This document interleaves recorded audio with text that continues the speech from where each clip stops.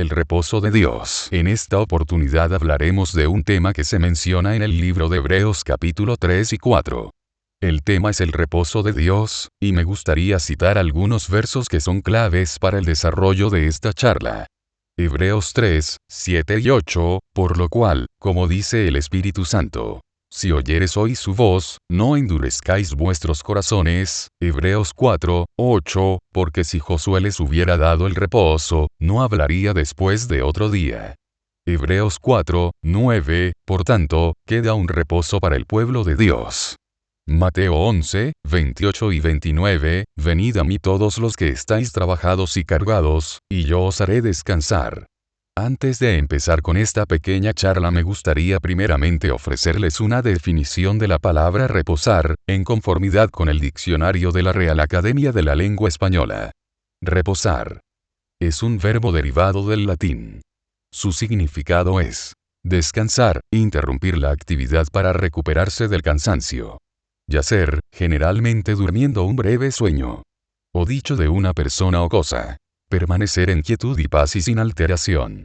Bien, el reposo es una palabra que en ocasiones utilizamos para referirnos a un descanso pleno o satisfactorio, por ejemplo, cuando se termina de comer o después de una jornada de trabajo. Creo que el reposo es algo muy valorado en estos días. Hay personas que no pueden dormir durante la noche por preocupaciones o por insomnio, o ansiedad. Simplemente hay personas que por su edad preferirían no trabajar más, simplemente están cansados, así que el reposo es algo que todos necesitamos y todos apreciamos y es en parte de lo que quiero hablarles en esta charla. Existen 3 reposos que se mencionan en Hebreos. El primero es la tierra prometida, el cual se utiliza como símbolo del reposo de Dios. El segundo es la salvación del creyente por medio de Cristo. El tercero tiene que ver con habitar en la presencia de Dios por la eternidad con cuerpos glorificados, en los lugares que Dios ha preparado para sus hijos. Hebreos 4, 9 y 10.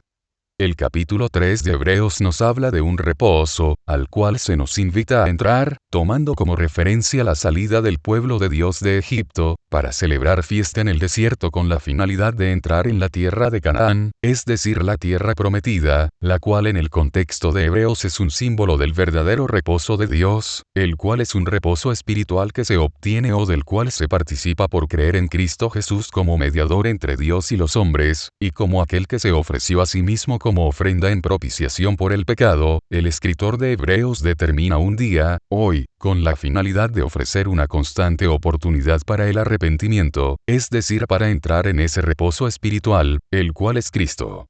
Como está escrito, por lo cual, como dice el Espíritu Santo, si oyeres hoy su voz, no endurezcan sus corazones, no sea que permaneciendo aún la promesa de entrar en su reposo, alguno de ustedes parezca no haberlo alcanzado.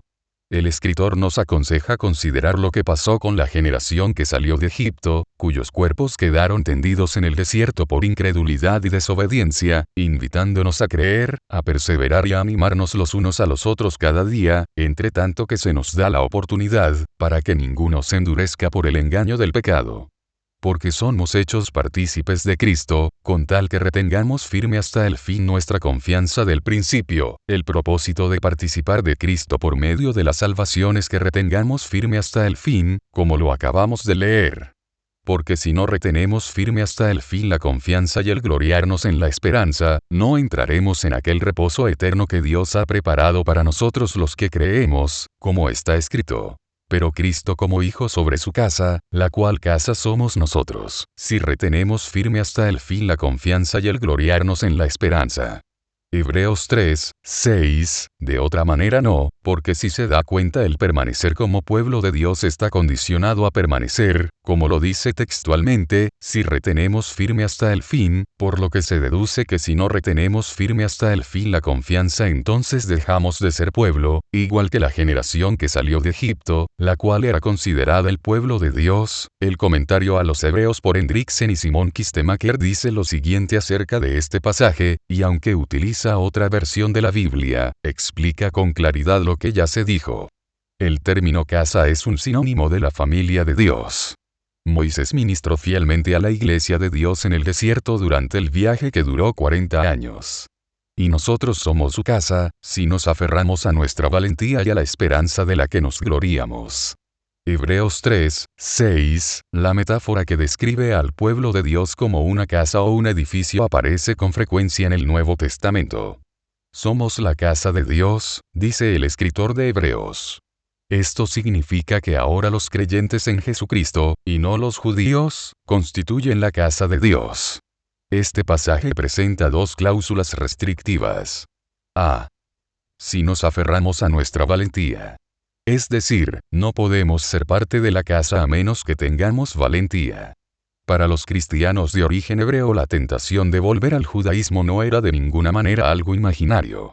Se les exhortaba a aferrarse a su fe en Cristo frente a la feroz oposición de sus conciudadanos judíos.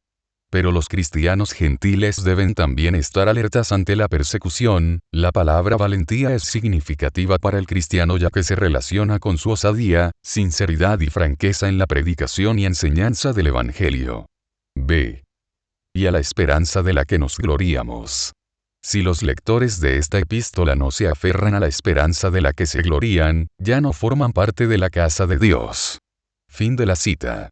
Pero regresando a los que salieron de Egipto, permítame recordarles que fue Dios quien los llama su pueblo, cuando habló a Faraón por medio de Moisés, deja ir a mi pueblo para que me celebre fiesta en el desierto, pero vemos que la generación que salió, no entró en la tierra prometida símbolo del reposo, y no entró por incredulidad, por esa razón se nos exhorta a considerar estas cosas diciendo.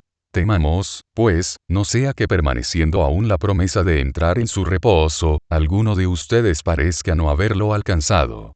Para el pueblo de Dios, entrar en la tierra prometida significaba vivir en la presencia de Dios, teniendo como rey, o gobernante a Dios por medio de Moisés. La tierra prometida significaba descansar de la opresión a la que habían estado sometidos en Egipto. La tierra significaba paz y abundancia. Recuerde que la tierra prometida era tierra de grandes frutos, tierra que fluye leche y miel, y todo esto era símbolo de la salvación, que Dios ofrece por medio de la fe en Cristo, de modo que se puede decir que los que salieron de Egipto, aun con ser descendientes de Abraham y herederos de las promesas, y considerados pueblo de Dios, no recibieron la salvación, porque no entraron en la tierra por incredulidad. Recuerde las palabras del profeta Habacuc, también citadas por Pablo en Romanos y Gálatas, el justo por la fe vivirá, y Hebreos agrega, y si retrocediere, no agradará a mi alma.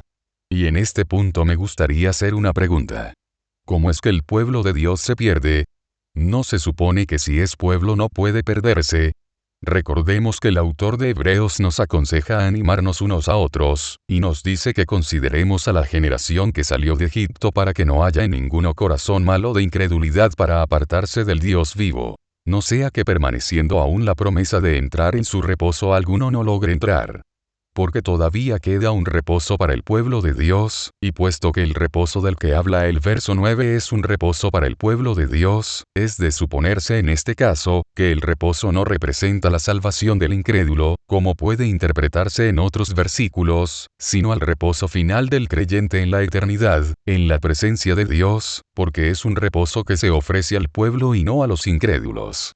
Y además, porque el que ha entrado en su reposo, también ha reposado de sus obras, como Dios de las suyas. Hebreos 4, 10, por tal razón afirmamos que el reposo de Hebreos 4, 9, es habitar en la presencia de Dios por la eternidad, porque el que ha entrado en su reposo, también ha reposado de sus obras, como Dios de las suyas. Tenga en cuenta que solo en la presencia de Dios después de la muerte se descansará de las obras que corresponden a esta vida, así como Dios descansó de las suyas después de haber terminado la creación. Procuremos pues entrar en aquel reposo, para que ninguno caiga en semejante ejemplo de desobediencia. Y tenga en cuenta que, si se nos invita a entrar a nosotros los que creemos, pero a su vez existe la posibilidad de no entrar por incredulidad, entonces se puede concluir que no todos los salvos se salvarán, en otras palabras, que los que son salvos pero que no perseveran hasta el fin no entrarán como lo dicen las Escrituras, mas el que persevere hasta el fin, éste será salvo. Y en este punto hágase usted mismo la pregunta, ¿y si no se persevera hasta el fin?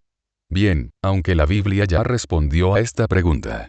Permítame decirlo de otra manera con la misma palabra, tengamos en cuenta que el llamado que nos hace el libro de Hebreos es a perseverar, a confiar, poniendo como ejemplo a los que se perdieron por incredulidad, para que no sigamos su ejemplo, porque si Dios no perdonó a las ramas naturales, a ti tampoco te perdonará. Mira, pues, la bondad y la severidad de Dios. La severidad ciertamente para con los que cayeron, pero la bondad para contigo, si permaneces en esa bondad. Pues de otra manera tú también serás cortado. Romanos 11, 22, si se da cuenta en este pasaje que acaba de escuchar, la bondad de Dios está condicionada a la permanencia del creyente, es decir, a la perseverancia del creyente. Por otra parte, el escritor de Hebreos demostró por las Escrituras que la venida del Mesías esperado tenía que ver con una vida espiritual y no para gobernar este mundo en su estado caído, ni para liberar al pueblo de Israel de la opresión de Roma, o de los pueblos paganos. Y el escritor de Hebreos por revelación del Espíritu Santo plantea esta verdad, citando el Salmo 95, 7 al 11, el cual utiliza como base, para exhortar al pueblo a permanecer en la fe, y a no desistir del camino de Dios por incredulidad, e invitando a los que aún no han entrado al reposo de Dios a hacerlo por medio de Cristo, y esto por medio de la fe. Fortaleciendo su argumentación en el hecho de que si el reposo del cual habla el Salmo 95, se refería a la tierra prometida, no hablaría entonces de otro reposo, por eso determina un día. Hoy, para ofrecer una constante oportunidad al arrepentimiento, y para animar al pueblo a permanecer firmes en la fe, y para advertirles acerca de las consecuencias de no creer, poniendo como ejemplo a toda la generación que quedó tendida en el desierto por incredulidad, por eso dice: temamos pues, no sea que permaneciendo aún la promesa de entrar en su reposo, alguno de ustedes parezca no haberlo alcanzado. Por lo cual, como dice el Espíritu Santo, si oyereis hoy su voz, no endurezcáis vuestros corazones, como en la provocación, en el día de la tentación en el desierto. ¿Y cuál fue la provocación y tentación a la que se refiere este pasaje? Bien basado en el capítulo 17, 1 al 7 de Éxodo, la tentación consiste básicamente en la incredulidad del pueblo, pero permítame parafrasear lo que pasó. Por mandato de Jehová el pueblo partió del desierto de Sin, y llegaron a Refidim, y no había agua para beber, pero el pueblo estaba sediento, por lo cual reclamaron a Moisés, preguntando: ¿por qué nos hiciste subir de Egipto para matarnos de sed a nosotros, a nuestros hijos y a nuestros ganados? Éxodo 17, 3, y es con esta pregunta que el pueblo demuestra incredulidad, y también inconformidad, diciendo implícitamente en la pregunta que sería mejor si nunca hubiesen salido de Egipto. Recuerde que el pueblo vio las señales que Jehová hizo por mano de Moisés, vieron las plagas azotar a los egipcios y oyeron de la muerte de los primogénitos, y bien podían haber recordado que a ellos ninguna de estas plagas los afectó. Sin embargo, renegaron por incredulidad contra Moisés, tentando al Señor, diciendo: ¿está pues Jehová entre nosotros, o no? Y esta es la razón por la cual el Señor se disgustó con esa generación. Porque habiendo visto sus obras durante 40 años desde que salieron de Egipto, aún así, permanecieron en incredulidad, desobedeciendo a Dios, por lo cual Dios juró en su ira que no entrarían en su reposo, es decir, en la tierra prometida. Aun cuando la promesa hecha a Abraham fue que Dios daría la tierra a su descendencia en herencia perpetua. Génesis 17, 8, y seguramente alguien se preguntará: pero ya entonces, ¿por qué no entraron en la tierra si Dios lo había prometido? La respuesta es: por el pecado, sí, por el pecado de incredulidad, el cual los condujo a la desobediencia. Por esa razón no pudieron entrar en la buena tierra que Jehová Dios había prometido darles. Por lo que me gustaría hacer un comentario, pero permítame empezar con una pregunta: ¿cuál es tu tierra prometida? ¿Qué te ha prometido Dios? ¿Qué ha puesto Dios en tu corazón? Tiempo atrás estaba meditando en alguna promesa que Dios me dio, o en aquello que Dios puso en mi corazón, y acerca de lo cual pedía, y creo que Dios estaba de acuerdo. Lo creo así porque su Espíritu me da testimonio. Y de ahí me vinieron estas ideas. Para recibir las promesas de Dios es necesario vivir en santidad, en plena certidumbre de fe. No es solo decir creo, sino, como dice Santiago, es actuar sobre la base de la fe, porque la fe sin obras es muerta en sí misma, de modo que si creemos, pero no actuamos en fe, la fe no tendrá el fruto esperado.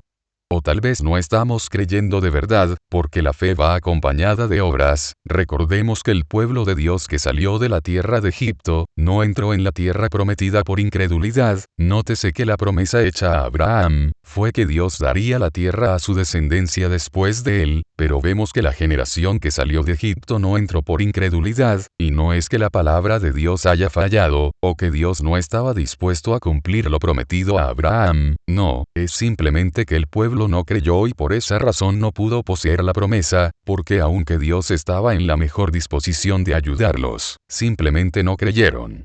Así también nosotros, Dios está dispuesto a darnos lo que Él se ha propuesto, incluso lo que le pedimos, pero es necesaria la integridad, la santidad y la fe acompañada de obras, porque las promesas de Dios son en Él sí, y en Él amén por medio de nosotros. Es decir, en Cristo aceptamos lo prometido diciendo sí, y en Cristo creemos confesando que así sea, pero nótese que es por medio de nosotros, como lo dice textualmente el pasaje anterior.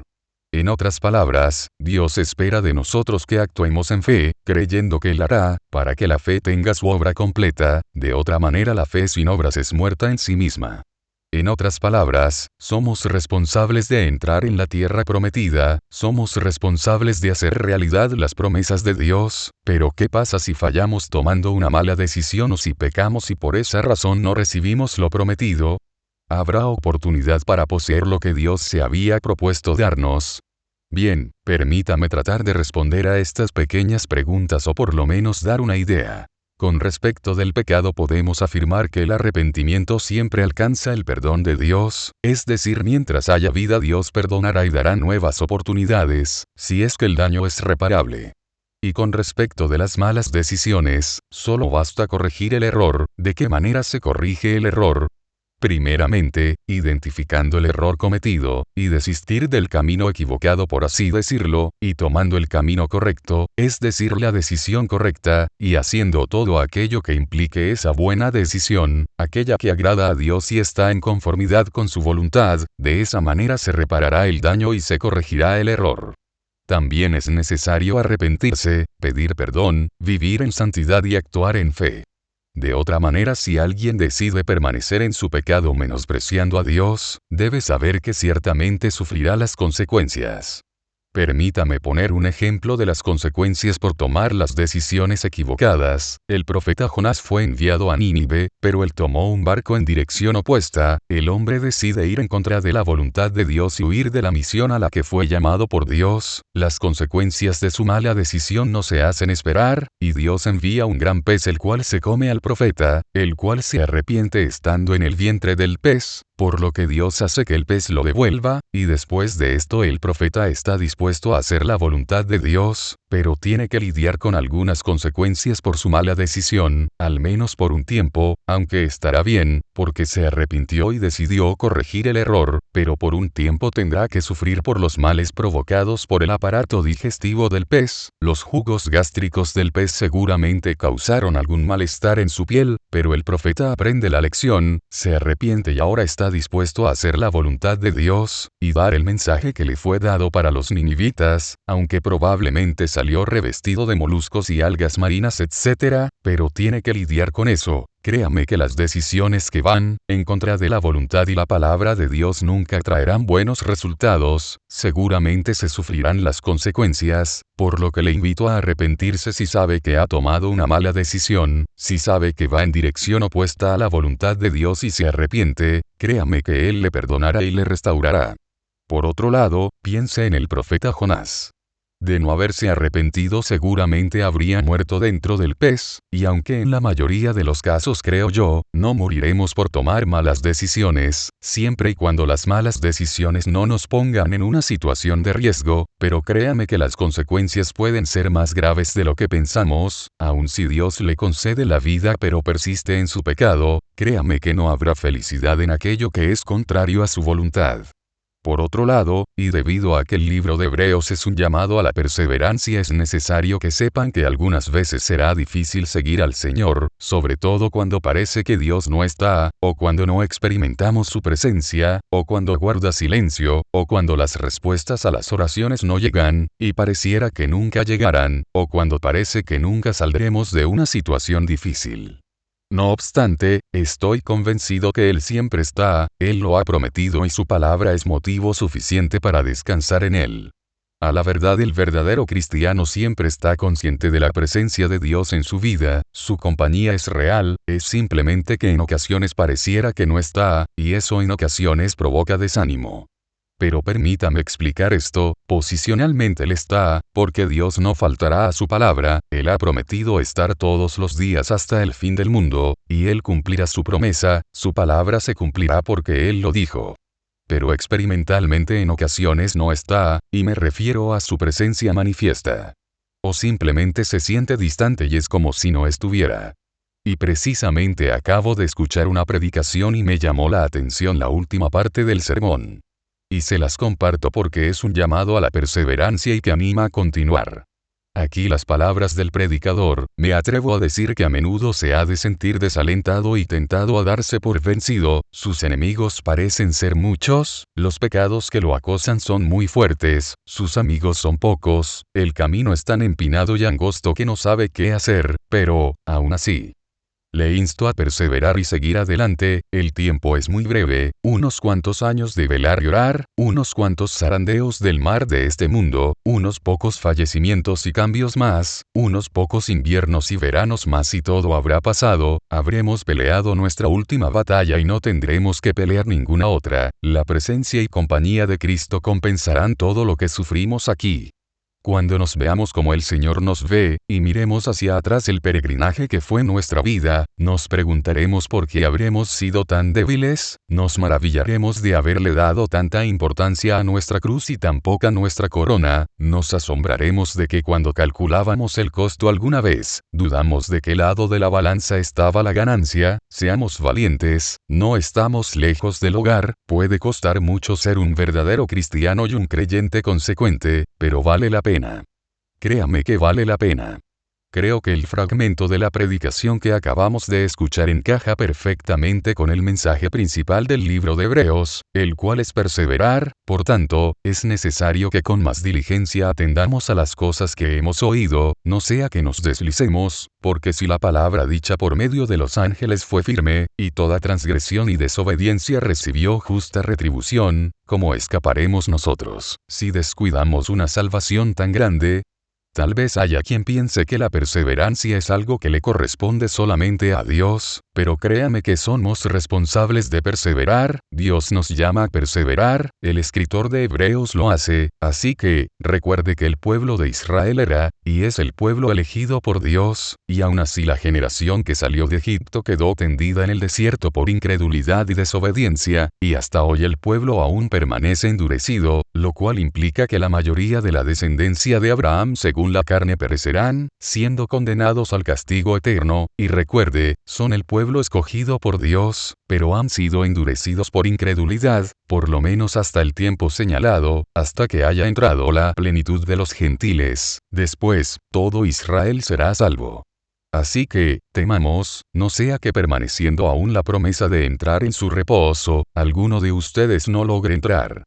Bueno sería que recordáramos las palabras del apóstol Pablo a los Corintios, además les declaro, hermanos, el evangelio que les he predicado, el cual también recibieron, en el cual también perseveran, por el cual asimismo, si retienen la palabra que les he predicado, son salvos, si no creyeron en vano. Primera de Corintios 15, 1 y 2. Supongo que algunos pensarán que la salvación es algo que no se pierde y que no se puede perder, y citarán algunos versículos para soportar su postura doctrinal, pero le aseguro que en esta oportunidad yo no estoy aquí para debatir el tema, o para afirmar lo contrario, más bien creo que es un tema que es similar a la soberanía de Dios y la responsabilidad humana en la salvación, creo que ambas posturas tienen respaldo bíblico, por lo que le recomiendo que recuerde las palabras del Señor anunciada por su siervo. Las cosas secretas pertenecen a Jehová nuestro Dios, mas las reveladas son para nosotros. Pero tal vez alguien se pregunte, ¿cómo se puede creer una y otra doctrina cuando parecen contrarias? ¿Cómo concilias eso? A lo que responderé de la siguiente manera: creo en lo que está escrito aun si no se puede explicar en su totalidad, o si no se puede conciliar. Creo que hay cosas que Dios puso en su sola potestad, las cuales no nos serán reveladas de este lado de la muerte, y por la misma razón que Dios es uno, pero son tres, o dicho de otra manera, Dios son tres, pero no son tres, Jehová uno es. A. W. Tozer, con relación a temas semejantes dijo: los diversos elementos de la verdad se mantienen en una antítesis perpetua, y algunas veces nos exigen que creamos cosas al parecer opuestas, mientras esperamos el momento en el que conoceremos como somos conocidos. Entonces, algunas verdades que ahora parecen estar en conflicto con ellas mismas se alzarán en resplandeciente unidad, y veremos que el conflicto no ha estado en las verdades, sino en nuestra mente dañada por el pecado. Por otro lado, si usted afirma que la salvación no se pierde basado en Hebreos, específicamente en Hebreos 2, 4, 6 y 10, créame que estará equivocado. Por otra parte, si usted afirma que la salvación no se pierde basándose en otros libros de la Biblia, probablemente yo diga amén. De hecho, hay un texto en Efesios que me gusta mucho y que bien puede ser un respaldo para dicha doctrina. El texto dice así. Empezaré a leer desde el texto anterior porque es parte del texto del que haré mención. En él también vosotros, habiendo oído la palabra de verdad, el evangelio de vuestra salvación, y habiendo creído en él, fuisteis sellados con el Espíritu Santo de la promesa, verso 14, que es las arras de nuestra herencia hasta la redención de la posesión adquirida, para alabanza de su gloria. Efesios 1, 13 y 14, primeramente hemos de saber que fuimos comprados por Dios por precio de sangre, la sangre de Cristo, a eso se refiere donde dice, posesión adquirida. Y que de acuerdo con el significado en el original para la palabra arras, el Espíritu Santo es el anticipo que Dios pagó como garantía de nuestra herencia, lo cual implica que Dios recibirá lo que compró por precio de sangre, esto es nuestras almas. En otras palabras, Dios se da a sí mismo en la persona del Espíritu Santo, como garantía de nuestra salvación hasta el momento en el que recibiremos cuerpos glorificados, esto es la resurrección de los muertos. Con respecto a este texto, el comentario Hendrickson dice lo siguiente. Este y otros pasajes nos enseñan que cuando Dios deposita su espíritu en los corazones de sus hijos se obliga a sí mismo a otorgar a ellos más adelante el total restante de todas las bendiciones de la salvación merecidas a su favor por la sangre de Cristo. La prenda anticipada es, por tanto, una seguridad o garantía de la gloria que ha de venir, gloria que se hará presente no solamente cuando el alma sea separada del cuerpo sino principalmente en la gran consumación de todas las cosas. Antes de continuar, permítame comentar que en la Biblia hay temas complejos, difíciles de explicar, y por el texto donde dice, que las cosas secretas pertenecen a Jehová nuestro Dios, mas las reveladas son para nosotros. Se da por hecho que hay cosas que Dios puso en su sola potestad, de modo que el hombre no las podrá entender por más que se esfuerce, y el tema, al que se alude con una pregunta es uno de ellos, la salvación se pierde.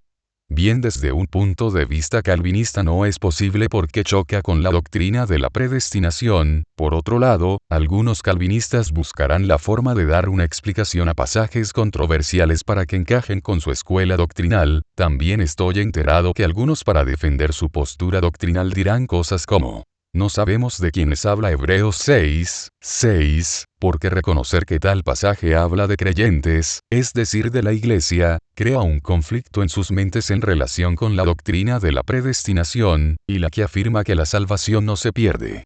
A la verdad creo que son evasivas para no aceptar lo que está escrito, y algunos para dar una solución al conflicto aparente, crean interpretaciones privadas, pero lo que está escrito está escrito. Probablemente otros con humildad, temor y temblor aceptarán las cosas como son, aceptarán lo que está escrito y tendrán por verdad lo que está escrito de la manera en que está escrito. Probablemente el comentarista Simon Kistemaker es un ejemplo de esos otros. El punto es que no tenemos que conciliar doctrinas que son en apariencia contrarias, basta creer lo que está escrito aun cuando no podamos entenderlo, o explicarlo en su totalidad. De ejemplo pongo la responsabilidad humana en la salvación y la elección soberana de Dios, como ya lo mencioné antes, ambas son verdad y ambas están allí en la Biblia. Entonces, ¿qué debemos hacer? Creer lo que está escrito. Recuerde que nadie tiene todas las respuestas, tal vez toda la eternidad no será suficiente para comprender la anchura y la profundidad de la sabiduría de Dios, tal vez no alcancemos a conocerle en su totalidad nunca, porque Él es infinito, Él es eterno.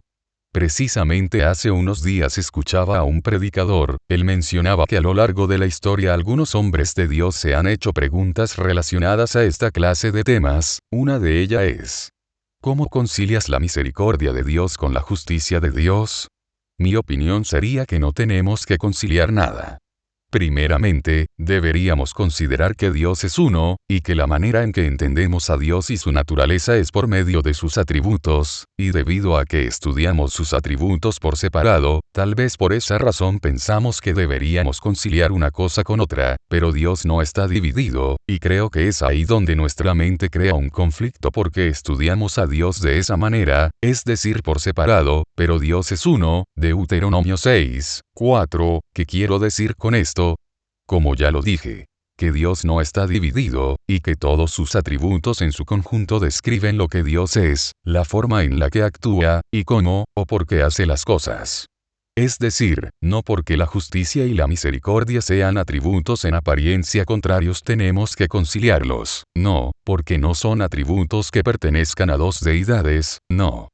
Son atributos que pertenecen a un mismo Dios, a nuestro Dios, el creador de todas las cosas.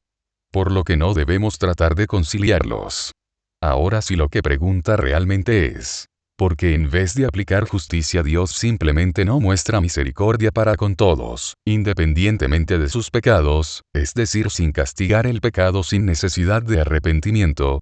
Bien, creo que no lo hace por su santidad, Él es un Dios santo, y por esa razón el pecado no puede quedar sin castigo, de modo que la justicia tiene que aplicarse, porque sabemos que si algo Dios aborrece es la rebelión y desobediencia. En Génesis 3 Dios nos dejó claro que la paga del pecado es muerte, eso es lo que Dios determinó para con la desobediencia, a la cual llamó pecado, y si nos remontamos a algún punto en la eternidad, también podemos comprobar que Dios aborrece el pecado y que su justicia entrará en vigor por su santo nombre. Me refiero a la rebelión de Satanás en el cielo, se rebeló contra Dios y Dios lo castigó, y no se le dio el perdón, él es un ser irredimible, para él ya no hay perdón, ni oportunidad para el arrepentimiento, está maldito, ya ha sido condenado. Si antes de que se dictara su condena se le dio la oportunidad para el arrepentimiento, no lo sabemos, que yo recuerde la Biblia no habla de eso. Pero regresando a la tierra, a la humanidad, por las escrituras sabemos que en ocasiones, antes del juicio Dios ofrece oportunidad para el arrepentimiento, Dios ofrece misericordia, por ejemplo, cuando esperaba la paciencia de Dios en los días de Noé, mientras se preparaba el arca, Primera de Pedro 3:20, otro ejemplo lo vemos en el caso de los ninivitas, cuando Dios envió al profeta Jonás para advertirles acerca del juicio que les esperaba. Como verá, parece que la misericordia se ofrece antes del juicio, leer 2 de Pedro 3:7-10.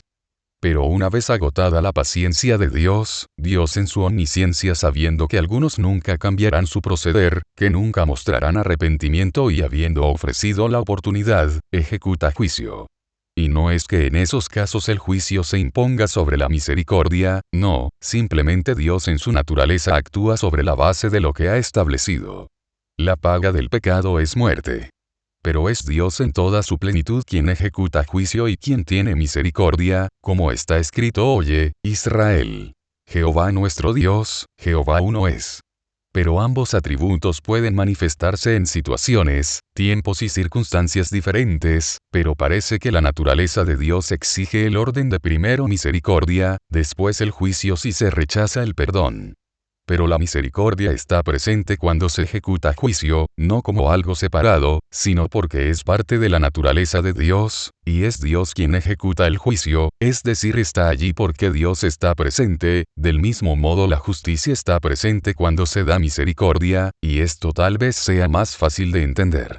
Por ejemplo, si vamos al Calvario, veremos la justicia de Dios en forma de castigo sobre su propio Hijo, mientras que a nosotros la humanidad se nos ofrece misericordia por medio del castigo, es decir, por medio del juicio. Lo puede ver. La misericordia de Dios y el juicio operando juntos. Esta idea me vino por algo que leí de Tozer. Quiero aclarar que lo que acabo de decir con respecto a la misericordia y el juicio, es solo una opinión, nada que haya estudiado. Por otro lado, el punto principal de lo que se ha estado hablando es que no debemos preocuparnos por no poder conciliar algunas doctrinas, antes deberíamos conformarnos con lo que dijo un predicador: Señor, tú lo sabes. Tú sabes todas las cosas. Bien, habiendo dejado claro que hay cosas que no tenemos que conciliar, mi consejo sería que no busquemos interpretaciones a pasajes directos y que son claros en las Escrituras, o a pasajes que no son tan claros. Por el contrario, aceptemos lo que está escrito de la manera en que está escrito, sin hacer interpretaciones privadas para que encajen con una escuela doctrinal. Hoy precisamente estaba pensando en la soberanía de Dios y en la elección, y pensaba que la elección es un tema que Dios nos revela en su palabra con el fin de engrandecer su amor por la persona elegida, y para ofrecer consuelo a los no deseados. Imagine el gozo y la alegría que sentiría una doncella que se prepara en compañía de otras muchas participantes, para ser apreciada por un rey, para que solo una ocupe el lugar de reina a su lado, y que al final es elegida de entre todas las otras participantes, como lo fue en el caso de la reina Esther. Supongo que la ganadora sentiría una alegría profunda por el simple hecho de haber sido elegida de entre una multitud. Por otro lado, ¿cómo podría Dios mostrar su amor, poder y omnisciencia a los no deseados? ¿Qué le diríamos a un joven o a un niño que nació como resultado de un embarazo no deseado, o como resultado de una violación? ¿Cómo podríamos incluso, cómo podría Dios mismo decirles a esas personas que tiene un buen propósito para sus vidas, si aceptan la verdad del Evangelio para salvación de sus almas? ¿O cómo podría decirles que las ama cuando las ve en aflicción por su situación? ¿O que es Él, quien los formó en el vientre de sus madres sin la doctrina de la elección o de la soberanía de Dios? Sería algo muy difícil de explicar. Prácticamente aquellos que ni siquiera fueron amados por sus padres quedarían fuera del amor y propósito de Dios, porque habría sucedido algo que el Señor no mandó, o permitió. Pero gracias a la elección y a la soberanía de Dios, bien podemos afirmar que cualquiera a quien Dios llamare, podría ser suyas las palabras que Dios habló al profeta Jeremías, en el contexto de la predestinación, cuando le dijo: Antes que te formase en el vientre te conocí, y antes que nacieses te santifiqué, te di por profeta a las naciones. De la misma manera, cualquiera que habiendo nacido de nuevo y leyera el Salmo 139 podría decir con verdad y confiadamente: Porque tú formaste mis entrañas. Tú me hiciste en el vientre de mi madre. Te alabaré. Porque formidables, maravillosas son tus obras. Estoy maravillado, y mi alma lo sabe muy bien. No fue encubierto de ti mi cuerpo, bien que en oculto fui formado, y entretejido en lo más profundo de la tierra. Mi embrión vieron tus ojos, y en tu libro estaban escritas todas aquellas cosas que fueron luego formadas, sin faltar una de ellas. Permítame decir algo más: si no conociéramos de la soberanía de Dios y de su omnipotencia, ¿cómo le podríamos decir a los no deseados, a los no planeados, que no son un accidente? Por el contrario, por el conocimiento de estos atributos de nuestro Dios, podemos decirles a estas personas que no son un accidente, que Dios las formó en el vientre de sus madres, que Dios las diseñó desde antes de la fundación del mundo, que Él las hizo de la manera que son. Aun cuando la manera en que fueron concebidas no sea la más agradable, Él tiene el control de cada cosa creada en el universo, nada está fuera de su alcance y conocimiento. Todo lo que pasa en esta vida y más allá de las estrellas, es porque Él así lo permite o por su perfecta voluntad. ¿Quién será aquel que diga que sucedió algo que el Señor no mandó?, preguntó el profeta Jeremías. De modo que aun el pecado con todo y sus estragos no puede interrumpir sus propósitos. Él es el Dios omnipotente, creador de los cielos y de la tierra, el mar y todo lo que en ellos hay. Él es Jehová de los ejércitos, Él es Dios, Él es mi Dios. A Él sea la gloria, la honra y la alabanza por siempre. Amén. Bendito su santo nombre para siempre. Amén. Amada persona, si es tu caso debes saber que eres muy amado, amada por Dios. Él te creó y Él te está llamando en este momento para que aceptes el regalo de la salvación por medio de la fe en el Señor Jesucristo. Simplemente cree en el Señor Jesucristo, reconoce tu necesidad de Dios y Él te salvará. Jesús dijo: Venid a mí todos los que estáis trabajados y cargados, y yo os haré descansar. Esa es la palabra de Dios para ti en este momento. Ven y descansa en mí, dice el Señor, entra en ese reposo al cual se te invita y hallarás descanso para tu alma. Él es el reposo que tu alma necesita, Jesús es tu reposo. Descansa en Él, cree en Él, acéptale en tu corazón como tu Salvador y recibe de Dios salvación y vida eterna. Amén. Por otro lado, si lee el libro de Hebreos se dará cuenta que hay diferentes versículos donde el autor alude al hecho de que se puede perder la salvación de manera permanente sin oportunidad a la reconciliación, por ejemplo, el capítulo 2, verso 3, el cual dice: ¿Cómo escaparemos nosotros, si descuidamos una salvación tan grande? O el capítulo 10, 26 o el capítulo 12, 25, que dice: Mirad que no desechéis al que habla. Porque si no escaparon aquellos que desecharon al que los amonestaba en la tierra, mucho menos nosotros, si desecharemos al que amonesta desde los cielos. Y recordemos las palabras del profeta Ezequiel, en el capítulo 18. El capítulo 18 nos habla de 3 generaciones, un padre justo, un hijo pecador y de un nieto que habiendo visto las maldades de su padre, decide caminar en justicia y andar en los mandamientos del Señor. Todo el capítulo nos enseña que la salvación es personal, y que los hijos no llevarán el castigo de los padres, ni los padres el castigo de los hijos, sino que el alma que pecare esa morirá, y que el que hiciere justicia y anduviere en las ordenanzas del Señor, y guardare sus decretos para hacer rectamente, este es justo. Este vivirá, y que aun el pecador que desistiere de su mal camino, las maldades que hizo y los pecados que cometió en el pasado no les será tomados en cuenta, no serán recordados, sino que en la justicia que hizo vivirá, mas si el justo se apartare de su justicia y cometiere maldad, e hiciere conforme a todas las abominaciones que el impío hizo, ¿vivirá él? Pregunta el Señor. No. Énfasis añadido. Ninguna de las justicias que hizo le serán tomadas en cuenta. Por su rebelión con que prevaricó, y por el pecado que cometió, por ello morirá. Nótese que cuando habla de la persona que se aparta de su justicia para cometer maldad y hacer conforme a las abominaciones que corresponden a los impíos, habla de un justo, el cual según lo dicho por el profeta debe morir, y que ninguna de las justicias que hizo, en el pasado, le serán tomadas en cuenta. Énfasis añadido. Y si dijereis: no es recto el camino del Señor. Oíd ahora, casa de Israel. No es recto mi camino. ¿No son vuestros caminos torcidos? Apartándose el justo de su justicia, y haciendo iniquidad, él morirá por ello. Por la iniquidad que hizo, morirá.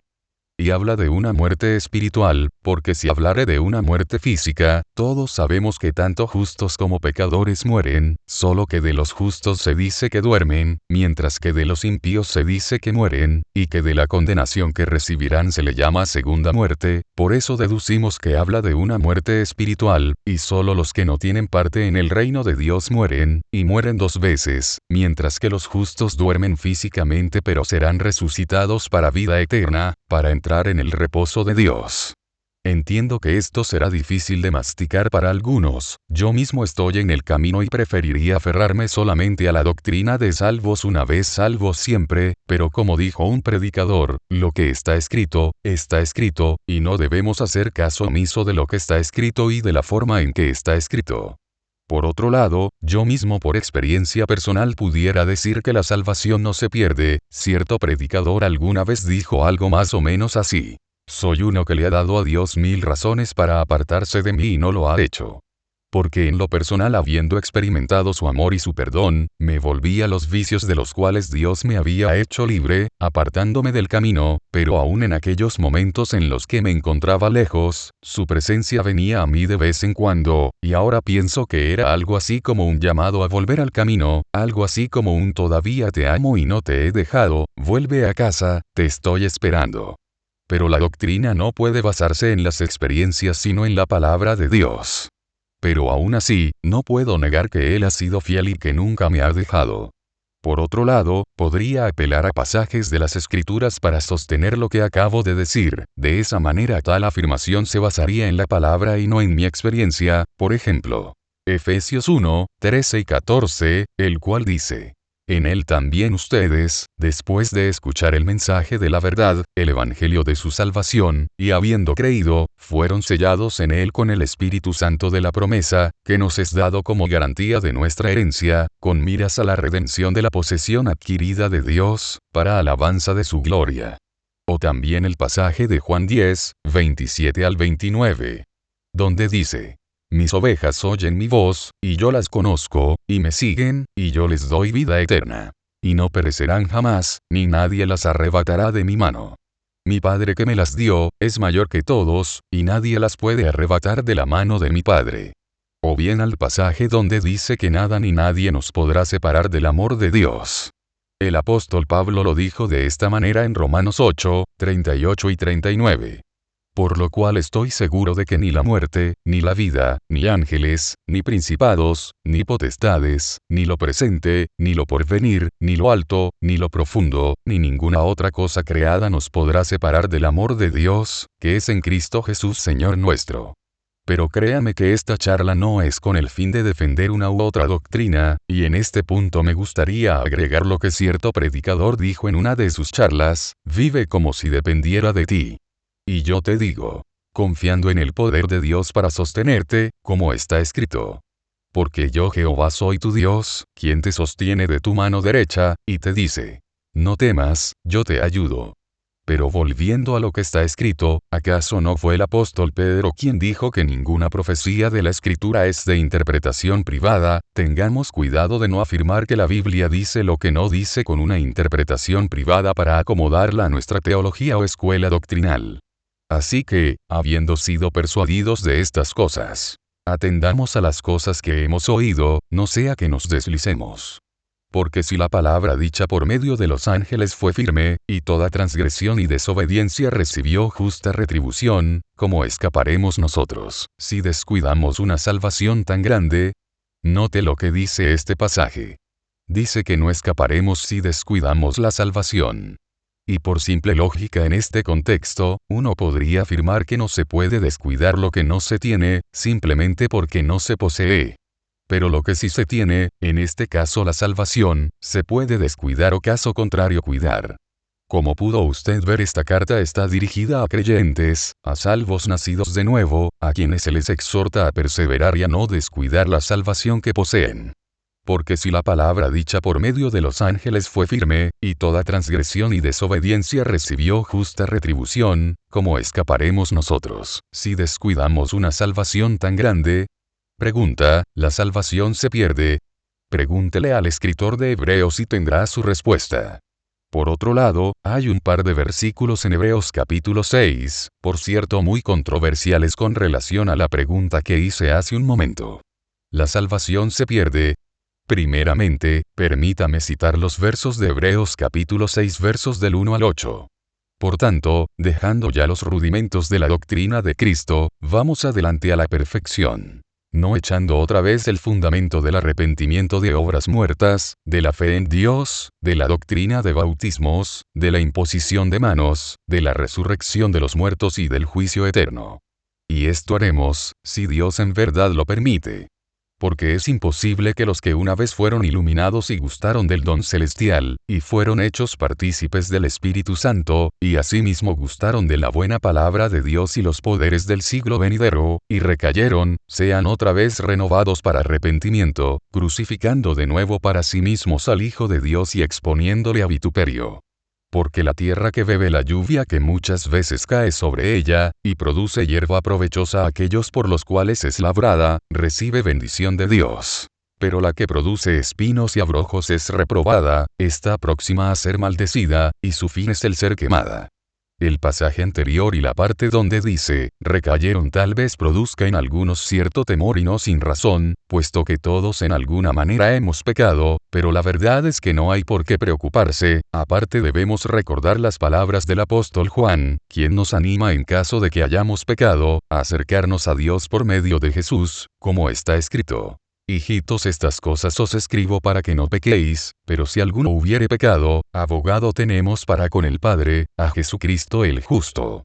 El pasaje donde dice recayeron se refiere a personas que han renunciado a Cristo, a personas que le han rechazado deliberadamente, que le han dado la espalda, quienes habiendo creído y participado del don celestial se apartaron, en otras palabras, a apóstatas. Pero antes de continuar, me parece que es necesario definir la palabra apostasía.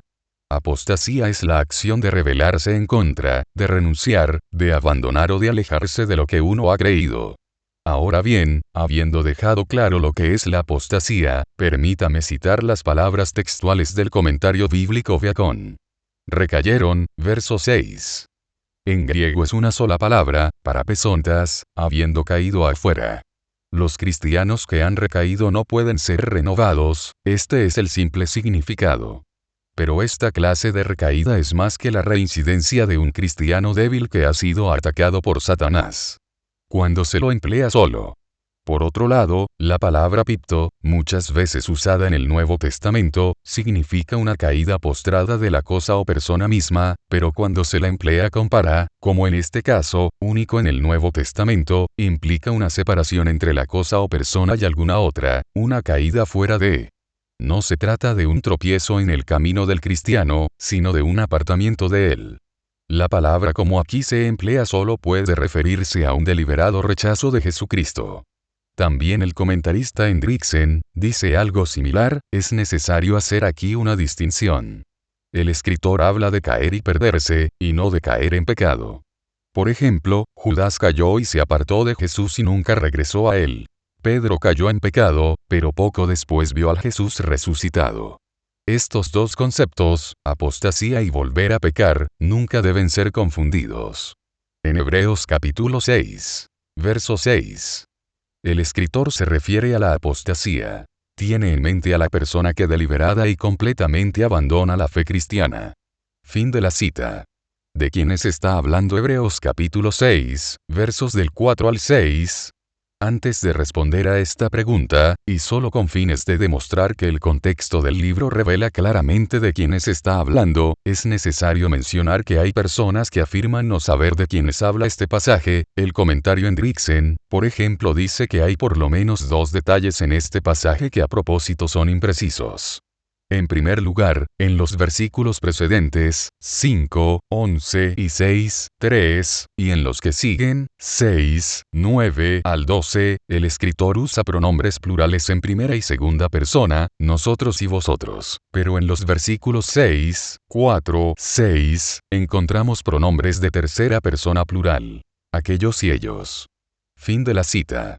Y debido a que existe esta distinción en el lenguaje utilizado en unos y otros versos, para algunos es motivo para afirmar que no saben de quiénes está hablando el capítulo 6, 4 al 6, pero permítame dar mi opinión, creo que primeramente habla de los hebreos que salieron de Egipto, debido a que son ellos a los que se ha puesto como ejemplo de apostasía por incredulidad, pero también creo que habla de todos aquellos que hasta ese momento habían caído en la misma situación de incredulidad apostatando de la fe y renunciando al Hijo de Dios. Por esa razón se usan pronombres en tercera persona, para excluir a los destinatarios de la carta, debido a que ellos no han llegado al punto de apostasía, pero el lenguaje utilizado por el autor no los exime de la posibilidad de llegar a ese punto de apostasía. En repetidas ocasiones el autor de la carta ha hecho la advertencia a perseverar, a confiar para que no sufran las consecuencias por no hacerlo, y debido al peso de la advertencia dentro del contexto en el que se hace, existe la posibilidad de que los destinatarios de la carta, los cuales son creyentes, caigan en semejante estado de incredulidad y apostasía, como lo hicieron los que quedaron tendidos en el desierto.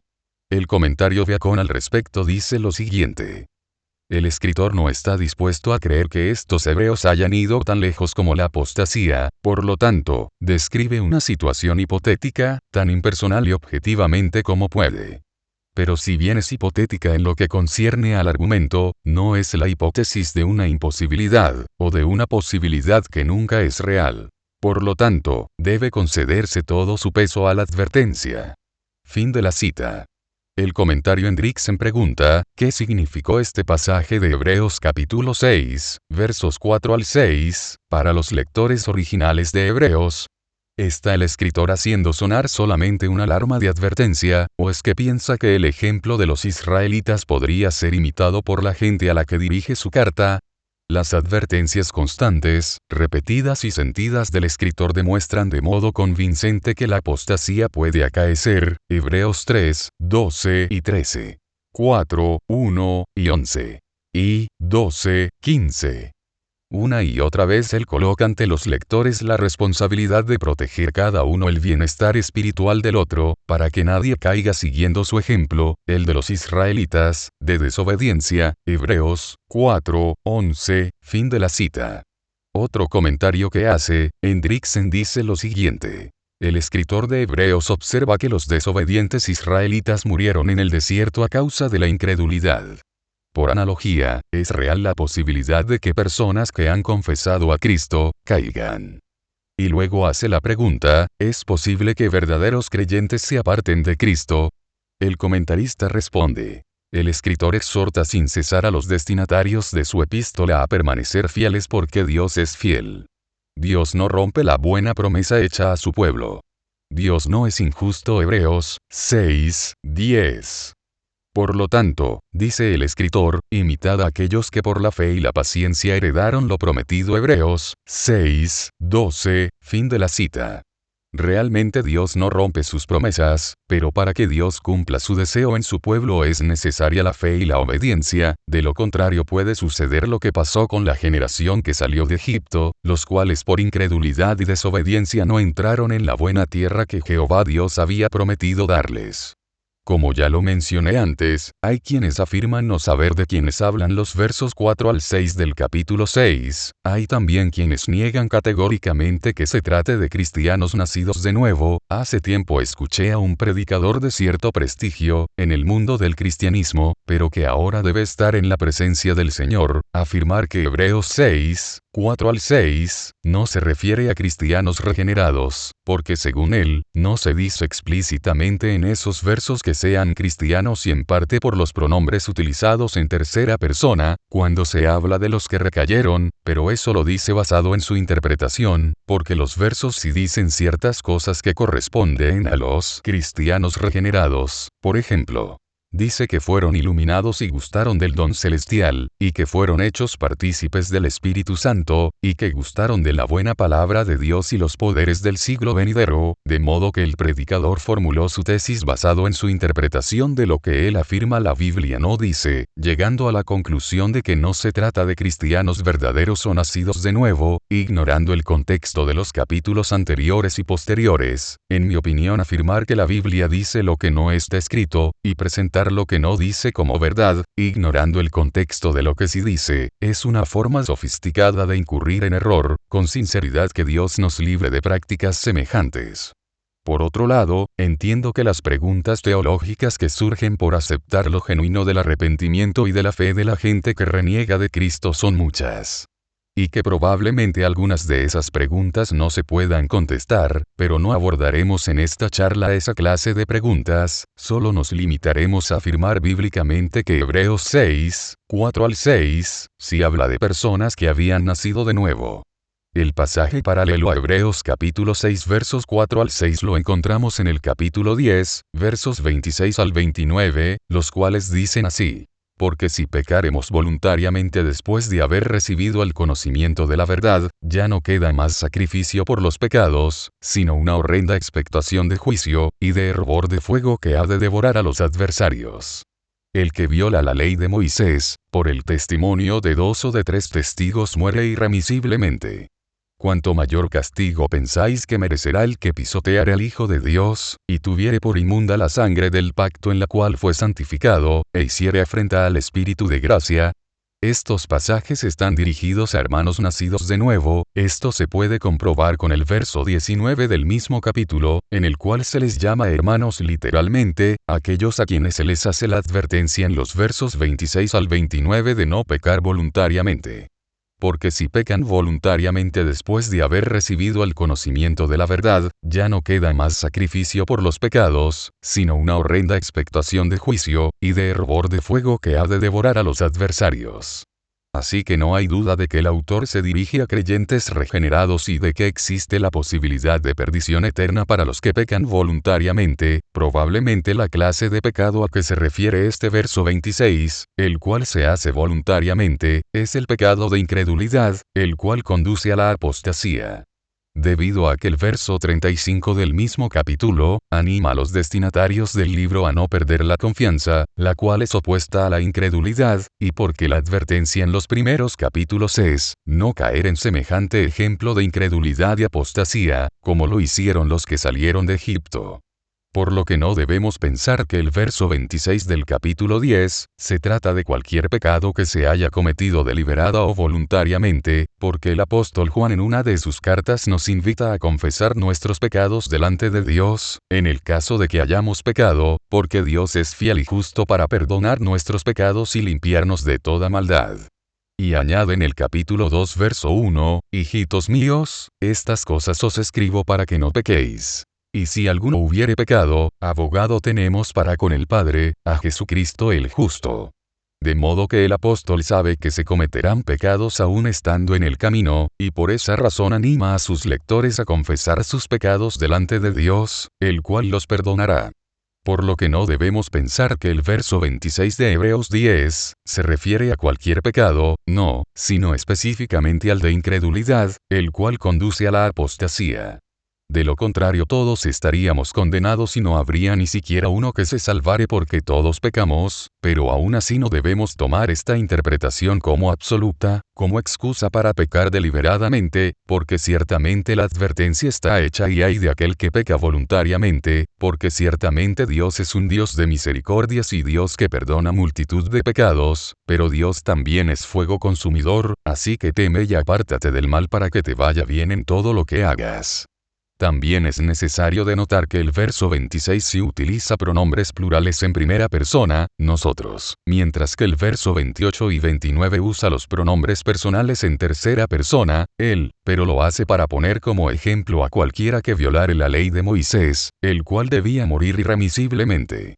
Pero el autor de Hebreos aún se está dirigiendo al mismo público, es decir a hermanos nacidos de nuevo, a quienes se les hace la advertencia, mediante una situación hipotética, concluyendo, que ya no hay redención para quien tal haga, es decir para quien peca deliberadamente, porque, cuanto mayor castigo pensáis que merecerá el que pisoteare al Hijo de Dios, y tuviere por inmunda la sangre del pacto en la cual fue santificado, e hiciere afrenta al Espíritu de gracia. Nótese también que, de quien se pone como ejemplo en los versos 26 al 29, se dice que fue santificado en la sangre del pacto, y solo los hijos de Dios son los que son santificados por la sangre de Cristo, además nótese que el verbo está en pasado. Fue. Lo cual implica que sus pecados habían sido perdonados, confirmando que se trata de un creyente nacido de nuevo. Así que los pronombres plurales en tercera persona de 6, 4 al 6 se refiere a cristianos. Permítame decirlo nuevamente. Así que ellos, del capítulo 6, versos 4 al 6, de Hebreos eran personas regeneradas, y debemos considerar que el autor de Hebreos tiene en mente a la generación que salió de Egipto, a los cuales ha puesto como ejemplo de incredulidad, mencionando las consecuencias que sufrieron por su pecado, y es por esta razón que surge la idea de que los ellos de Hebreos 6 eran considerados pueblo de Dios en el contexto de la salvación. Y esto se confirma debido a que la generación que salió de Egipto eran verdaderamente el pueblo de Dios, descendientes de Abraham, en otras palabras, el pueblo escogido de Dios, lo cual debe tomarse como una analogía que nos permite pensar que los ellos, de Hebreos 6, 4 al 6 eran hijos de Dios. Por esa razón concluimos que existe la posibilidad de que personas regeneradas puedan quedar excluidas de la gracia de Dios si llegan al punto de incredulidad y apostasía. Por otro lado, el verso 32 del capítulo 10 dice, pero traed a la memoria los días pasados, en los cuales, después de haber sido iluminados, sostuvisteis gran combate de padecimientos. La palabra para iluminados en este verso es la misma utilizada en Hebreos 6, 4, por lo que es posible pensar que los iluminados de Hebreos 6, 4, también son nacidos de nuevo, no solo porque sea la misma palabra utilizada en el verso 32, sino porque, si el autor de la carta tiene en mente a creyentes cuando utiliza esta palabra en Hebreos 10, 32, es de suponerse que también habla de creyentes cuando la utiliza en Hebreos 6, 4, y porque el verso 32, el cual es un verso que está dirigido directamente a los destinatarios de la carta, los cuales son creyentes, y porque los iluminados del capítulo 6, 4, son personas que gustaron del don celestial, lo cual puede ser una forma para referirse a la salvación, y además son personas que fueron hechos partícipes del Espíritu Santo. Y solo los creyentes participan del Espíritu Santo. Un incrédulo no puede participar del Espíritu, puede ser un espectador, pero nunca participar de él, porque no le conoce y no mora en él. El que participa de algo, hace, se involucra activamente, está dentro, es decir, es parte, no es un simple espectador. Cuanto más, se puede decir del que ha participado del Espíritu Santo. Por otro lado, y con relación a lo que ya hemos hablado, el comentarista Simon Kistemaker dice algo interesante, y creo que lo hace debido a la complejidad del tema que se ha tratado, por lo aparentemente contradictorio que puede sonar con relación a la perseverancia de los santos y a la elección soberana de Dios. Simón dice: estamos frente a un misterio cuando vemos a Dios sacar de Egipto a la nación escogida, Israel, y luego destruir a la gente de 20 años y arriba en el desierto, Números 14, 29, o cuando vemos a Jesús pasar una noche en oración antes de designar a Judas como uno de sus discípulos, Lucas 6, 12, 16, y más tarde declarar que Judas estaba condenado a la perdición, Juan 17, 12, con el debido respeto que el comentarista merece, y con humildad creo que no es un misterio. Antes de hacer mi comentario tengo la impresión de que el comentarista hace el suyo desde una perspectiva determinista, pero permítame continuar, para mí no es un misterio. Dios destruyó a los de 20 años arriba por incredulidad. Ellos sabían que la tierra de Canaán era para ellos, por la promesa de Dios hecha a Abraham, pero no creyeron. Génesis 50, 24 y 25, lo demuestran, pero se rebelaron contra Dios cuando dijeron: ¿y por qué nos trae Jehová a esta tierra para caer a espada, y que nuestras mujeres y nuestros niños sean por presa? Números 14, 3, ellos no creyeron lo que se les había prometido. Esa es la simple razón del por qué Dios los dejó tendidos en el desierto, no porque Dios hubiera querido destruirlos sin ningún motivo, no. Fue por su incredulidad y desobediencia. De mi parte creo lo que está escrito. También creo que el misterio de temas semejantes radica en la voluntad. Habiendo dicho esto, me gustaría agregar que el hombre es libre de escoger el bien o el mal, obedecer o desobedecer. Más adelante haré un breve comentario acerca de este asunto. Pero regresando al punto. Ellos escogieron la desobediencia y la incredulidad. En contraste, tenemos a uno que por la fe entró en la tierra prometida aún después de muerto, según Hebreos 11, 22, el cual dice: por la fe José, al morir, mencionó la salida de los hijos de Israel, y dio mandamientos acerca de sus huesos. Y esto es lo que hicieron cuando salieron de Egipto. Tomó también consigo Moisés los huesos de José, el cual había juramentado a los hijos de Israel, diciendo: Dios ciertamente os visitará, y haréis subir mis huesos de aquí con vosotros. Éxodo 13. 19.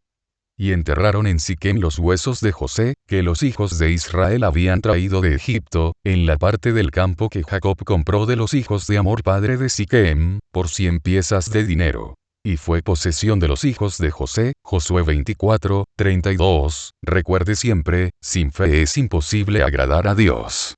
Pero al que cree todo le es posible. Amén. Retomando al tema de la voluntad, me gustaría hacer un breve comentario, el cual espero ayude a despejar alguna duda que se tenga con respecto a la capacidad que el hombre posee de aceptar o rechazar el Evangelio para salvación o perdición. En primer lugar, el hombre es un agente moral responsable con la capacidad de escoger lo mejor para sí sobre la base del razonamiento.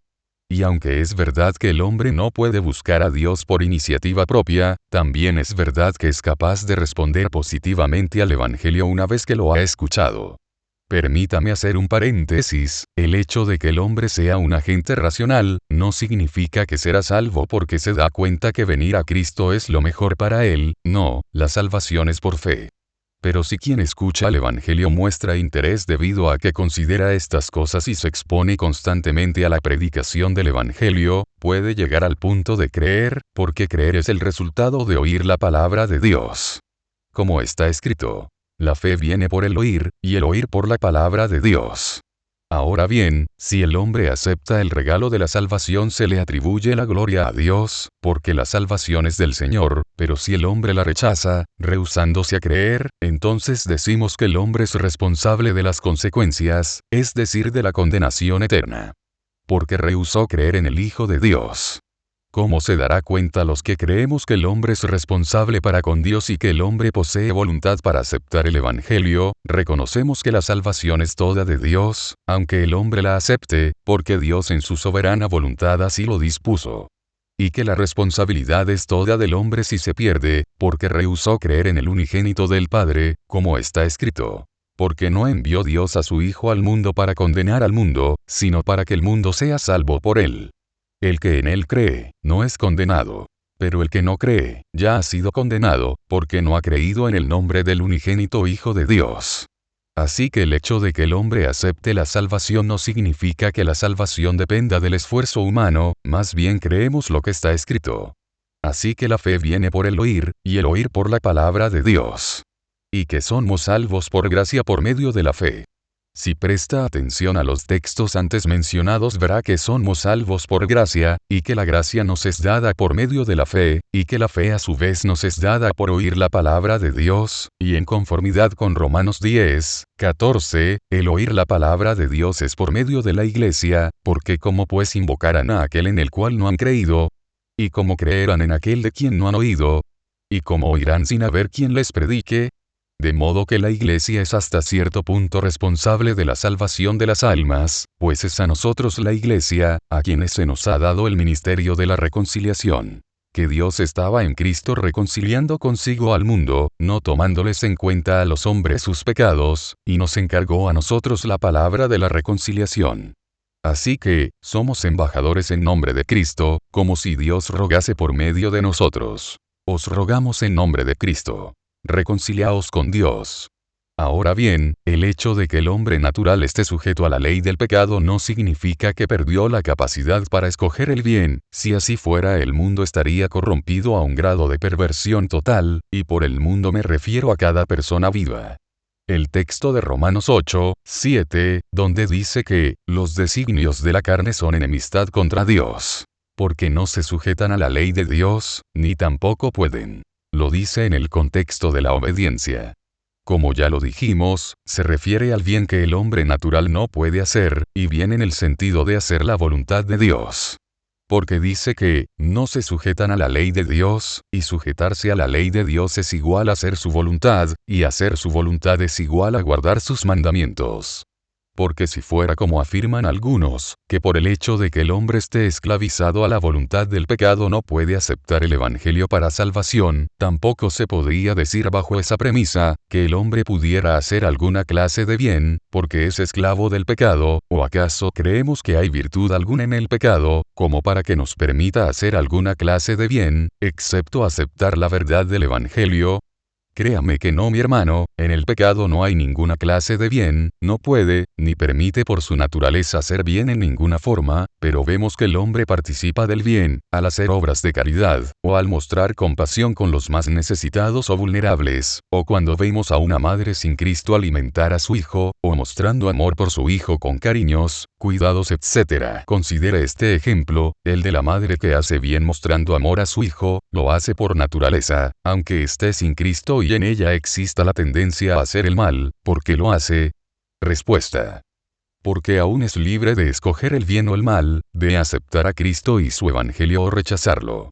Ahora bien, si el hombre no tuviera voluntad para hacer bien en ninguna forma, como afirman algunos, ni la capacidad para aceptar el Evangelio para salvación, tampoco podría participar de las cosas buenas que acabo de mencionar. Poniendo un ejemplo, tampoco podría alguno rescatar a otro que se está ahogando en una piscina o en el mar, o tampoco la madre podría siquiera alimentar a su hijo. Por lo cual creemos que el hombre posee libre albedrío en el sentido de poder aceptar o rechazar el Evangelio, como ya lo mencionamos. Por el contrario, si no tuviera libre albedrío a pesar de la naturaleza pecaminosa, tampoco podría hacer ninguna clase de bien, porque en el pecado al cual está esclavizado para hacer su voluntad no hay virtud, ni alguna clase de bien, ni cosa buena, pero gracias a Dios que nos dio esa libertad, que aún podemos por la ley escrita en los corazones en forma de conciencia hacer bien. Porque cuando los gentiles que no tienen ley, hacen por naturaleza lo que es de la ley, estos, aunque no tengan ley, son ley para sí mismos, mostrando la obra de la ley escrita en sus corazones, dando testimonio su conciencia, y acusándoles o defendiéndoles sus razonamientos. Romanos 2, 14 y 15. Por otro lado, el libro de Lamentaciones nos dice que de la boca de Jehová sale lo bueno y lo malo, y con otra pregunta afirma que nadie puede decir que sucedió algo que el Señor no mandó. Sea bueno o sea malo, atribuyéndole a Dios todo el poder y todo el control. Lamentaciones 3, 37 y 38. Pero sabemos que los males pasan porque Dios los permite y no porque los causa. Así lo aprendimos en el libro de Job. Ahora bien, tomando como referencia los textos de Lamentaciones, afirmamos que todo lo bueno que nos pasa procede del Señor directamente, porque toda buena dádiva y todo don perfecto desciende de lo alto, del Padre de las luces, en el cual no hay mudanza, ni sombra de variación. Santiago 1, 17, a diferencia del mal que nos viene, el cual sucede solo porque Dios lo permite. En Dios no hay ningún mal. Ahora bien, derivado de esta premisa, decimos que cuando aceptamos el Evangelio y creemos en él para salvación, afirmamos que es un bien que procede de Dios. De esa manera reconocemos con verdad que la salvación es del Señor, aunque parezca que dependa del hombre por el hecho de aceptar y creer al Evangelio. La razón por la que afirmamos que la salvación es del Señor aunque el hombre la acepte, es porque la Biblia así lo enseña, y porque creemos que Dios en su soberana voluntad así lo dispuso, es por gracia no por obras. Él estableció que el hombre pudiera aceptarle libremente y eso no desatribuye gloria a Dios en ninguna manera, ni se contrapone a su soberanía, porque Él por su soberana voluntad así lo dispuso. ¿Les parece cosa increíble que Dios lo haya dispuesto así? ¿Acaso no es Dios omnipotente, omnisciente y soberano para hacer todo lo que le plazca? ¿Por qué pues rehúsan algunos a creer que Dios así lo dispuso? ¿Acaso no leemos en las Escrituras, cómo Dios vez tras vez, ordena e invita a las personas al arrepentimiento y a la obediencia? ¿Acaso no son estas resultado de la voluntad? Y si lo son, ¿por qué pues no aceptan que el hombre pueda decidir? Recuerden a Josué sucesor de Moisés, cuando reunió al pueblo delante de Dios en Siquem y les dijo: Escogeos hoy a quien sirváis. Si a los dioses a quienes sirvieron vuestros padres, cuando estuvieron al otro lado del río, o a los dioses de los amorreos en cuya tierra habitáis. Pero yo y mi casa serviremos a Jehová. Josué 24, 15, ¿acaso no se le invita al pueblo escogido de Dios a escoger, es decir, a ejercer su voluntad? ¿O acaso no fue Jesús quien decía a todos: si alguno quiere venir en pos de mí, niéguese a sí mismo, tome su cruz cada día, y sígame? Lucas 9, 23, nótese que es Jesús diciendo: el que quiera, y permítame hacer énfasis en el que quiera seguirme haga esto todos los días y sígame. Es Jesús quien invita a todos a ejercer su voluntad pidiéndoles un solo requisito que debe practicarse cada día. El requisito es niégate a ti mismo. Pero hay algunos que afirman que el hombre no tiene voluntad para aceptar el Evangelio, pero sí para tomar todo tipo de decisiones, sin darse cuenta de las implicaciones de tal afirmación. Si fuera así como ellos afirman, eso equivaldría a decir que Dios nos engaña y se engaña a sí mismo, porque nos pide algo que no podemos hacer, pero Él quiere que todos procedan al arrepentimiento. Segunda de Pedro 3, 9, y si quiere que todos procedan al arrepentimiento es porque nos dio la capacidad de hacerlo, de modo que en un sentido no está en Dios, sino en la voluntad, porque que, aunque Dios tiene todo el poder para salvar a todos en un instante, no lo hace, simplemente porque no es la forma que Él estableció en su soberana voluntad. Hay otro texto que demuestra el deseo de Dios con relación a la salvación de todos los hombres, y tal vez deberíamos preguntarnos, si Dios quiere eso, ¿por qué simplemente no lo hace? Después de todo Él es Dios, es algo que Él puede hacer. Entonces, ¿por qué no lo hace? Respuesta. Porque no es la forma que Él estableció. Él le dio al hombre la facultad de decidirse por Él, o rechazarlo. El texto del cual estoy hablando es Primera de Timoteo 2, 4, donde dice, el cual quiere que todos los hombres sean salvos y vengan al conocimiento de la verdad. Aunque sé que ya lo mencioné, permítame citar nuevamente Romanos 8, 6 y 7, textos que algunos utilizan para argumentar que el hombre no posee libre albedrío porque el texto dice, por cuanto los designios de la carne son enemistad contra Dios, porque no se sujetan a la ley de Dios, ni tampoco pueden. De lo que está hablando el texto, es que el hombre natural no puede hacer la voluntad de Dios, y es lógico porque no ha nacido de Dios. No negamos que el hombre natural no pueda sujetarse a la ley de Dios para obedecerla, pero eso no significa que el hombre esté imposibilitado para aceptar la verdad del Evangelio una vez que lo escucha. Hace un momento mencionamos que hay un bien que el hombre en general puede practicar porque lo trae en su naturaleza. Bien, permítame decirle que hay dos clases de bien que se mencionan en la Biblia. 1. Bien en razón de hacer la voluntad de Dios. Y 2. Bien en razón de hacer una obra de caridad, mostrar compasión, ayudar al prójimo, dolerse con el afligido, etc. El primero, el cual toman algunos como base para afirmar que el hombre no tiene libre albedrío, basándose en Romanos 8, 6 y 7, es un bien que ciertamente el hombre natural no puede practicar, porque es ajeno a la naturaleza divina, y porque no tiene ninguna relación con Dios, y porque no conoce su palabra, la cual es el medio por el cual conocemos su voluntad, por lo tanto no puede hacerla, y tampoco tiene interés en ella. Para este bien, el cual consiste en hacer la voluntad de Dios, es necesario nacer de nuevo. Como ya dijimos, es cosa que el hombre natural no puede, pero del pasaje de Romanos 3, 12, el cual también se usa como base para afirmar que el hombre no posee libre albedrío, no corresponde con tal aseveración, porque lo que dice Romanos 3, 12, no hay quien haga lo bueno, no hay ni siquiera uno. Lo dice en el contexto de que todos están destituidos de la gloria de Dios, que tanto judíos como gentiles, están todos bajo pecado. Y que por lo tanto todos necesitamos el perdón de Dios por medio de la fe. Y no que el hombre sea incapaz de aceptar la verdad del Evangelio para salvación como lo afirman algunos, pero volvemos a lo que ya se dijo, la fe viene por el oír, y el oír por la palabra de Dios, pero para que alguien oiga el Evangelio es necesaria la predicación. ¿Se da cuenta? Es muy claro. Ahora bien, y regresando al punto, el hecho de que todos estén bajo pecado, y en necesidad de un Salvador, eso no significa que el hombre no tenga la capacidad de aceptar la verdad del Evangelio para salvación como afirman algunos. De hecho, para esto apareció el Hijo de Dios, para deshacer las obras del diablo, y fue enviado a publicar libertad a los cautivos, y a los presos apertura de la cárcel, para romper el yugo de la esclavitud del pecado. Romanos 3, 12, tampoco significa que el poder de la palabra no cumpla su cometido. La palabra produce fe y la fe es salvación, ese es el poder de la palabra. Y el Espíritu Santo es el que convence de pecado, de justicia y de juicio, lo cual conduce al arrepentimiento, y el arrepentimiento produce perdón. Cuando utilizan el texto de Romanos 3, 12, hacen énfasis en que el hombre no puede aceptar la palabra para salvación por la desobediencia en Edén, por el pecado de Adán, porque después de la caída el hombre quedó esclavizado a la voluntad del pecado y que por lo tanto el hombre no puede aceptar la verdad del Evangelio para salvación, pero no es así, aunque es verdad que el hombre quedó esclavizado a la voluntad del pecado, y que la tendencia en el corazón del hombre siempre es hacia el mal, el hombre aún es responsable porque es racional con la capacidad de decisión. Aún en su estado caído el hombre posee cierto discernimiento acerca del bien y del mal. Es algo que se trae en el corazón, o tal vez debamos llamarlo conciencia, es algo inherente del ser humano, porque son leyes que Dios escribió en el corazón del hombre, las cuales hacen del hombre un ser responsable por el conocimiento innato, el cual es asimilado y entendido por la razón.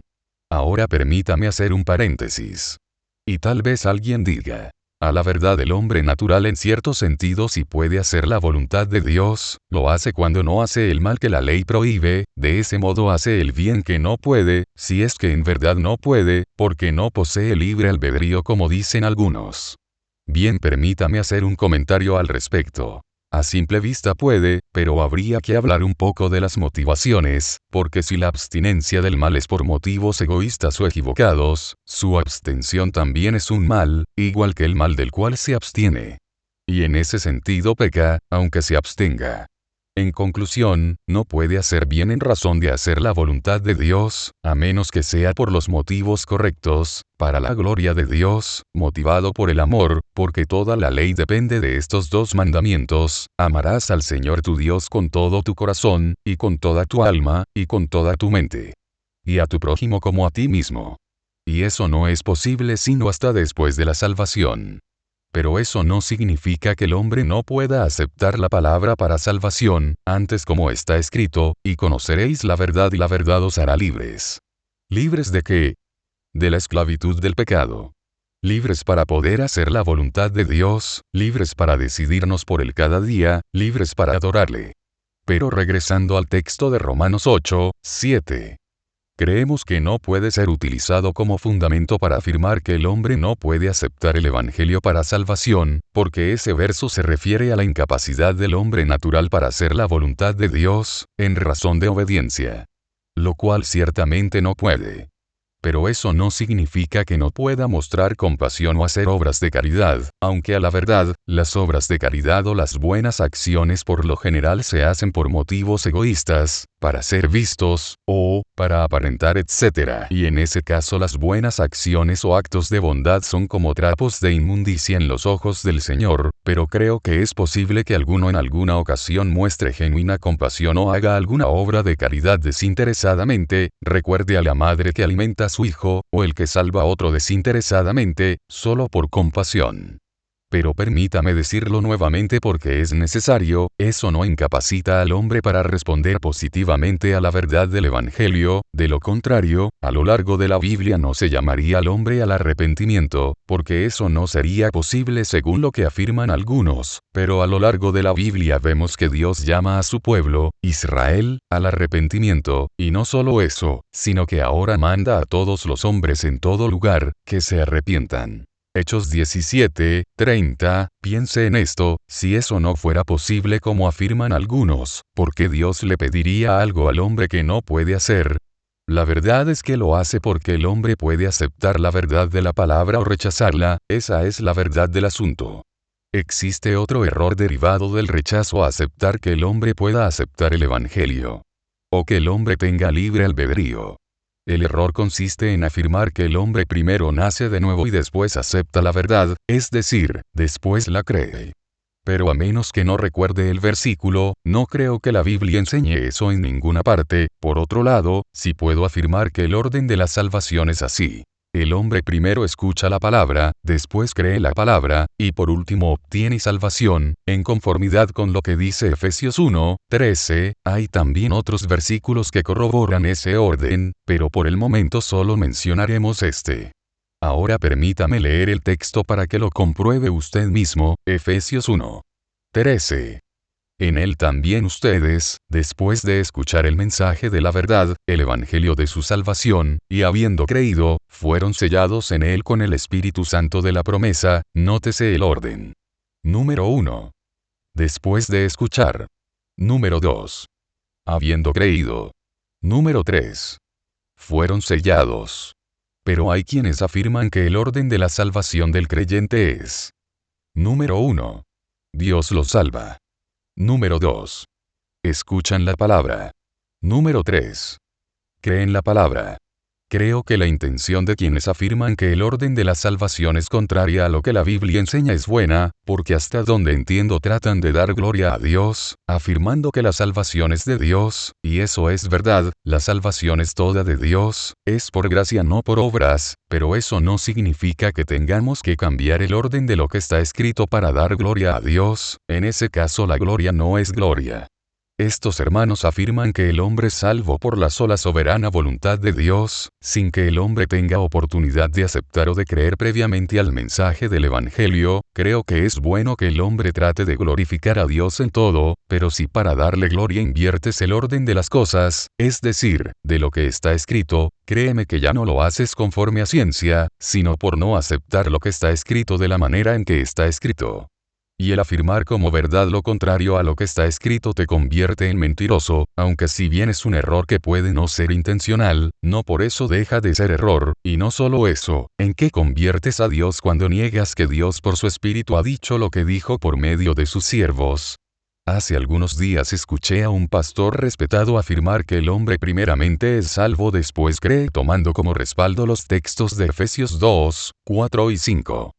Los cuales dicen: pero Dios, que es rico en misericordia, por su gran amor con que nos amó, aun estando nosotros muertos en pecados, nos dio vida juntamente con Cristo, por gracia sois salvos. Pero este pasaje no muestra el orden de la salvación, solamente demuestra un hecho, que pasamos de muerte a vida, lo cual es verdad. Pero más abajo de este capítulo en el verso 8 dice: porque por gracia sois salvos por medio de la fe. Y esto no de vosotros, pues es don de Dios, no por obras, para que nadie se gloríe. Nótese que la fe es el medio por el cual la gracia nos es dada y que la fe es un don de Dios, pero recordemos que la fe viene por el oír y el oír por la palabra de Dios, de modo que este pasaje corrobora el orden de la salvación mencionada en Efesios 1, 13, por otro lado, Romanos lo confirma cuando dice: y como creerán en aquel de quien no han oído. Como podrá usted ver, el hombre no puede creer sin antes haber escuchado el Evangelio, y en conformidad con lo que dice Romanos y el orden mencionado en Efesios 1, 13, el hombre no puede obtener salvación sin antes haber creído, y creer se produce por medio de escuchar. Así que afirmar que el hombre es salvo sin importar que escuche o no el Evangelio, contradice las Escrituras, y si usted dice que el hombre ciertamente primero escucha y después cree, pero que cree porque ya Dios le salvó primero, y que después que Dios le salvó le da fe para creer lo que ya escuchó, créame que eso es cambiar el orden de la salvación presentada en Efesios 1, 13, hermanos, toda la gloria es de Dios y toda la salvación es de Dios, y todo es por gracia, pero no debemos rechazar la forma que Dios estableció para proveer salvación a los hombres. A lo largo de la Biblia usted podrá ver que el hombre es un agente moral responsable y eso no se puede negar. Esa es la forma que Dios estableció para proveer salvación y vida eterna, que el hombre pueda decidir después de haber escuchado, si ha de servir a Dios o no. En 1 Corintios el apóstol nos dice que somos embajadores de Dios y que se nos ha dado el ministerio de la reconciliación, y que cuando ejercemos ese ministerio, es decir, predicar la palabra de la reconciliación, es como si Dios rogase por medio de nosotros a los hombres que se reconcilien con Él por medio de Cristo. Y esto por medio de la fe en su palabra, se da cuenta, Dios, rogándole al hombre a que se reconcilie con él por medio de Cristo, Dios pidiendo que el hombre haga uso de su voluntad para aceptar la verdad, de que Cristo murió como sustituto nuestro en la cruz, porque solo de esa manera Dios no nos tomará en cuenta nuestros pecados, si aceptamos que Cristo ocupó nuestro lugar en esa cruz muriendo por nosotros para darnos vida. Porque esta es la palabra de la reconciliación, que Cristo murió por nosotros, como está escrito, que Dios estaba en Cristo reconciliando consigo al mundo, no tomándoles en cuenta a los hombres sus pecados, y nos encargó a nosotros la palabra de la reconciliación. Nótese que es como si Dios rogase, no que Dios esté salvando a los hombres arbitrariamente sin que el hombre haga uso de su voluntad, o sin que el hombre escuche. Si fuera así, ¿qué caso tendría la palabra de la reconciliación? Tenga en cuenta que cuando se le pide algo a alguien, se le da la oportunidad de decidir, y es Dios quien por medio nuestro, la Iglesia, les pide a los hombres reconcíliense con Dios. Segunda de Corintios 5, 20, creo que el problema de estos hermanos radica en que no aceptan que el hombre tenga voluntad para aceptar la verdad. Por otro lado, algunos respaldan su postura con ideas tales como: los muertos no responden al Evangelio. Dicho de otra manera, un muerto no puede responder porque está muerto, afirmando con esa idea que el hombre primeramente es salvo, después responde al Evangelio, contradiciendo las Escrituras y dándole más importancia a ideas, pero precisamente de eso es de lo que habla Efesios, que Dios por su gran amor con que nos amó, nos dio vida cuando estábamos muertos. Estos hermanos toman como ejemplo un cuerpo sin vida, el cual no puede oír, ni hablar, ni hacer nada para afirmar que los muertos espirituales no pueden responder al Evangelio, pero ese es el poder de Dios, que nos dio vida cuando estábamos muertos, en respuesta al Evangelio, por medio de la fe, según el orden de Efesios 1:13, es algo así como cuando Lázaro, el que estuvo muerto, escuchó la voz de Jesús, aún estando muerto, y después de haber escuchado, el que estaba muerto salió vivo del sepulcro. Juan 11, 43 y 44, bien, sabiendo que algunos de los propósitos de esta charla, era primeramente hablar del reposo de Dios, con el fin de evangelizar, pero al estudiar los capítulos 3 y 4, y por otras razones, me vi en la necesidad de hablar brevemente de temas que se relacionan de alguna manera con la salvación, la cual es el reposo que Dios nos ofrece en esta vida por medio de Cristo, así que sin más que decir por el momento, los dejo con estas palabras. Pero nosotros no somos de los que retroceden para perdición, sino de los que tienen fe para preservación del alma. Decídase por Cristo cada día, tome su cruz y siga adelante, no se rinda, nunca se rinda. Soli Deo Gloria.